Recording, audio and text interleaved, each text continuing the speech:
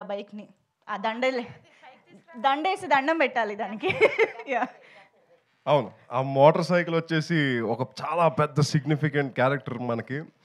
చాలామంది ఆడియన్స్‌లోని మీడియాలో నుంచి క్వెషన్ వస్తదని మేము ఎక్స్‌పెక్ట్ చేసాం. ఇప్పటి వరకు రాలేదు.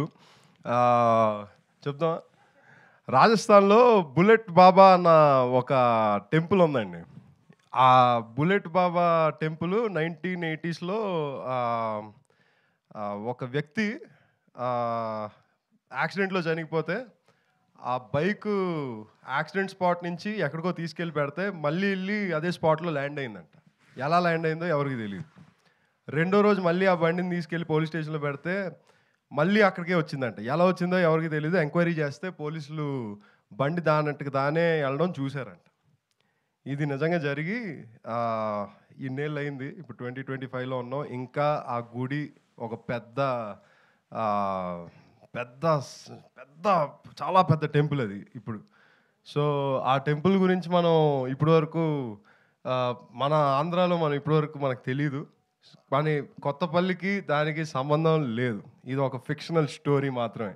సో, ఆ గుడి వెనకాల కథ ఏమై ఉంటదా అని తెలుసుకోవాలంటే మీరు కొత్తపల్లిలో ఒకప్పుడు చూడాలి. అబ్సల్యూట్‌లీ. యెస్. అండ్ ఆ గుడికి వెళ్ళొచ్చిన ఫీలింగ్ కూడా వస్తుంది సినిమా చూసిన తర్వాత. సో, యెస్, మీ దగ్గర మైక్ ఎలాగో వచ్చింది కాబట్టి ఒక్కసారి ఆడియన్స్‌కి థాంక్ యూ అని చెప్పుకుంటే yeah! Thank you so much అండి.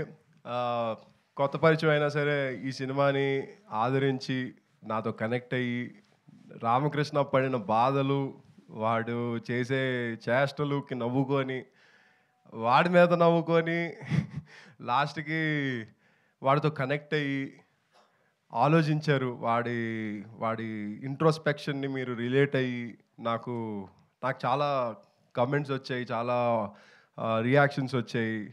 చాలా మెసేజెస్ వచ్చాయి. అన్నీ విన్నాను.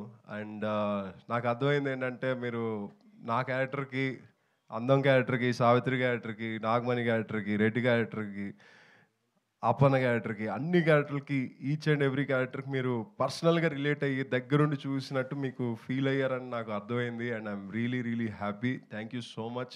ఆహ్, కొత్త ఫేసెస్ అన్న విషయం మీరు పక్కన పెట్టి మీ ఇంట్లో వాడిగా మమ్మల్ని అందరినీ యాక్సెప్ట్ చేసి ఆదరించారు. Thank you so much.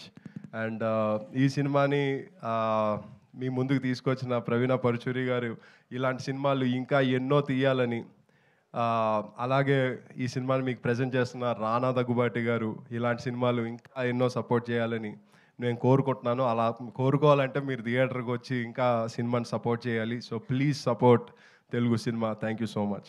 Thank you అండి. Thank you so much and congratulations